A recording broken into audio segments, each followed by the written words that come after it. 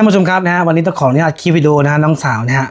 น้องแก้วตานะฮะสาวลาวใต้นะท่านผู้ชมครับเข้าไปให้กำลังใจน้องได้นะฮะทางแอปสีฟ้าวันนี้มีคลิปวิดีโอที่เป็นเรื่องราวที่บอกได้เลยว่าการด้อยค่าครับพี่น้องครับนะฮะคลิปวิดีโอของน้องเนาะพยายามตอบนะพยายามตอบคอมเมนต์ของบุคคลที่วันๆไม่ต้องทำอะไรเนาะไม่ต้องเฮ็ดอีหยังนะค่อยแค่จะจ้องจับพิษแล้วค่อยจะเว้าจะแสะนะฮะแรงงานลาวเทียงกันในประเทศไทยพี่น้องนะฮะกะไปเบิ่งคลิปวิดีโอของน้องนะขออนุญาตน้องสาวแก้วตาเด้อลืมตีนเด้อคันลืมตีนคือสิยางบ่ได้ดอกนี่ตีนนี่ยางไหนอยู่จ้ะบ่ได้ลืมก็พวกที่มาทำงานอยู่ประเทศไทยเป็นแรงงานไทยลืมตัวเนาะงัวลืมตีนเพิ่นว่าเป็นคนลืมตัวงัวลืมตีนเป็นแบบใดคนลืมตัวงัวลืมตีนเป็นแบบใดข่อยมาขายแรงงานเนาะเฮ็ดมื้อนี้เพื่อแตกซาๆมาขายแรงงานบ่ได้มาลืมตัวหรือบ่ได้มาขายศาสตร์เนาะภาษาลาวข่อยก็จื้อได้ข่อยอ่านได้เนาะพ่อแม่ข่อยก็โอนเงินให้ใส่ลูกเต้าข่อยก็โอนเงินให้ใส่มีเงินข่อยก็เฮ็ดเฮือนเฮ็ดซ่านอยู่บ้านข่อยลืมตัวลืมตีนหม่องใดเจ้าหาคิดร้ายเกินไปเจ้าขังศาสตร์เกินไปเปิดโลกกว้างแน่ยอมรับความเป็นจริงมองโลกในความเป็นจริงเนาะพยายามเบิ่งหลายๆมุมเบิ่งหลายๆมุมมองบ่แม่นเบิ่งเอาแต่ฮู้เจ้าผู้เดียวเว้ยทั้งพ่อแล้วเขาจังว่าอยู่แต่ในหูกับปู่อยู่แต่ในถ้ำก็ครอบแบบนี้แหละข่อยบ่ได้ลืมตัวลืมตีนเด้อเรานะต้องเดินหน้าต่อไปครับท่านผู้ชมครับเนี่ยฮะบอกเลยว่าให้กำลังใจน้องสาวแก้วตาสาวลาวเนี่ยฮะคอมเมนต์เขาบอกว่าพวกนะฮะคำว่าพวกก็ต้องเหมารวมนะว่าพวกแรงงานนะฮะที่ทำงานในประเทศไทยเป็นคนลืมตัวเป็นวัวลืมตีนนะฮะท่านผู้ชมครับก็ก่อนอื่นก็ต้องถามความรู้จากผู้ที่เขามารับชมหน่อยนะครับว่ารวมทั้งแรงงานลาวเฮานำกันเด้อคำว่างัวลืมตีนแล้วก็ความหมายนะฮะ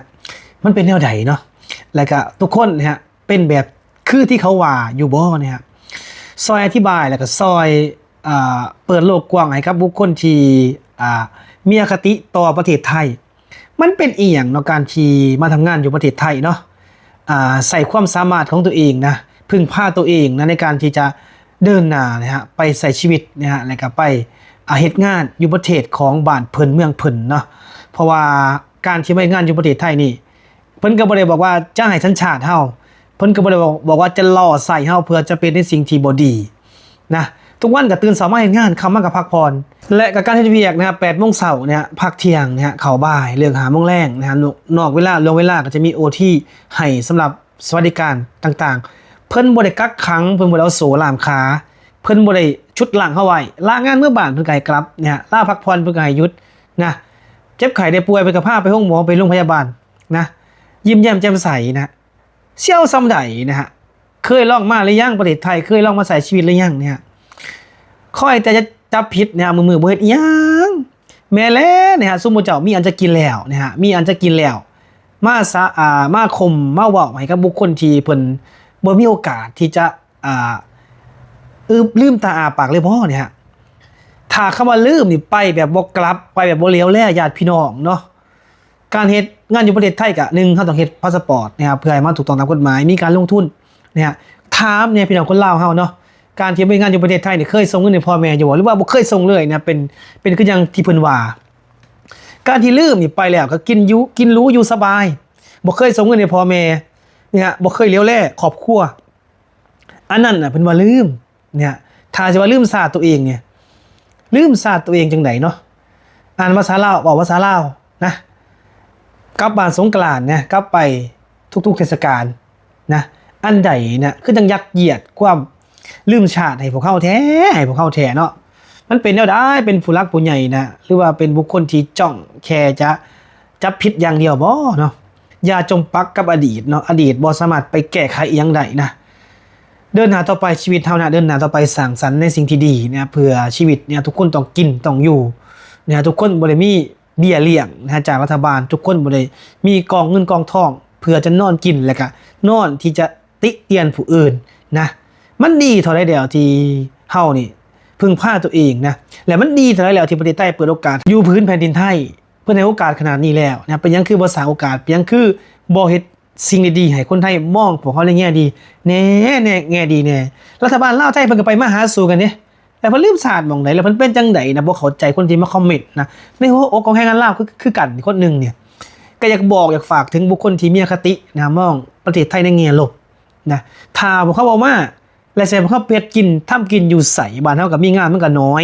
เนาะประเทศไทยมันเปิดโอกาสนะเพิ่นก็ให้โอกาสนะฮะบ่จำเป็นต้องจบสูงบ่จำเป็นต้องเรียนบ่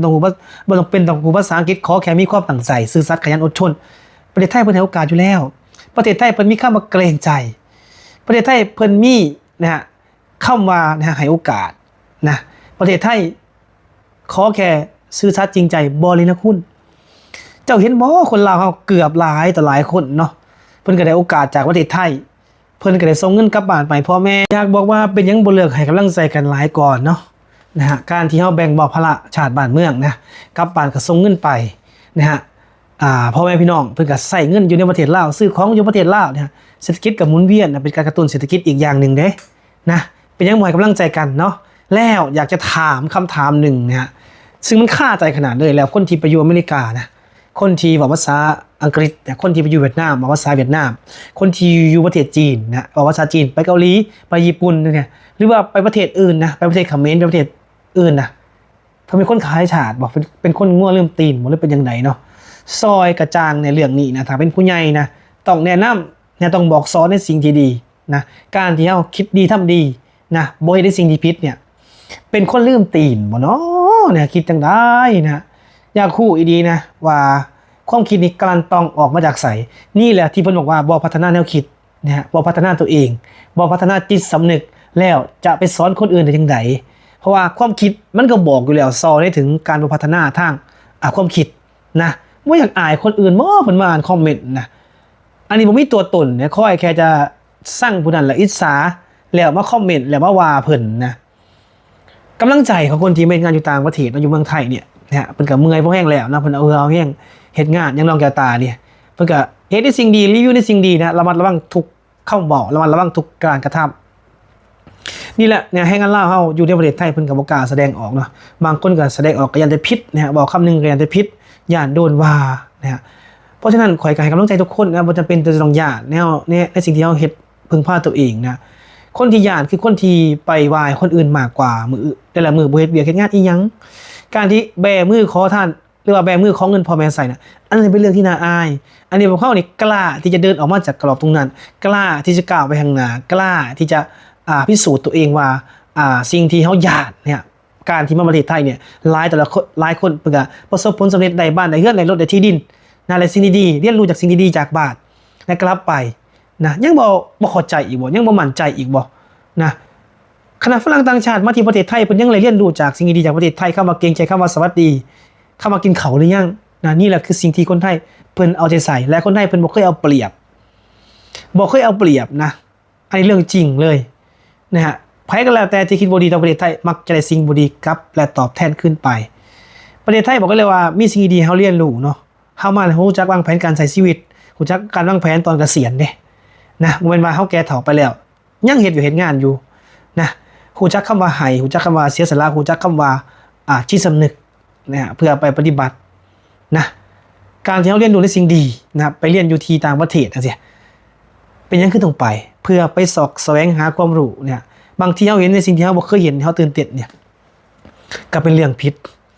เพราะฉะนั้นประเด็นของคำว่าลืมนะงัวลืมตัวเนี่ยคนลืมตัวงัวลืมตีนเนี่ยนะผมก็ข่อยก็เองเนาะก็บ่เคยเห็นว่าไผนะถ้าคนที่ลืมอีหลีก็จงคิดเนี่ยถึงผู้อยู่ข้างหลังนี่เด้อเนาะแต่ว่าคำบอกของคนที่คอมเมนต์เนี่ยเมาร่วมว่าแรงงานลาวพวกแรงงานลาวนะโอ้จะไปเบิ่งแน่เนี่ยเขาส่งเงินให้พ่อให้แม่เขาเฮ็ดด้วยเฮ็ดซ่านนะพ่อแม่เขาดีใจแฮงนะเขาก็บ่เป็นภาระของชาติบ้านเมืองเนี่ยบ้านเฮาก็ที่ว่าคนที่เรียนจบมาสูงเขามีโอกาสเขาก็ได้เฮ็ดงานนะอะไรก็ให้กำลังใจกันและกันเนาะแต่พวกเขานี่บ่มีโอกาสเลยแม้จะต้นทุนที่จะไปเรียนเพราะการทำการเรียนมันใส่เงินและใส่ต้นทุนเนาะและเฮาเองก็ที่ว่าเลือกที่จะมาในแบบนี้การมาก็ได้รับอนุญาตอย่างใดคือเฮาเฮ็ดพาสปอร์ตจากบ้านเฮาขอวีซ่าจากบ้านเฮาเพื่อมาเฮ็ดงานนะจะยักเยียดเนี่ยหรือว่าจะบังคับให้พวกเขานี่กลายเป็นคนลืมเนาะ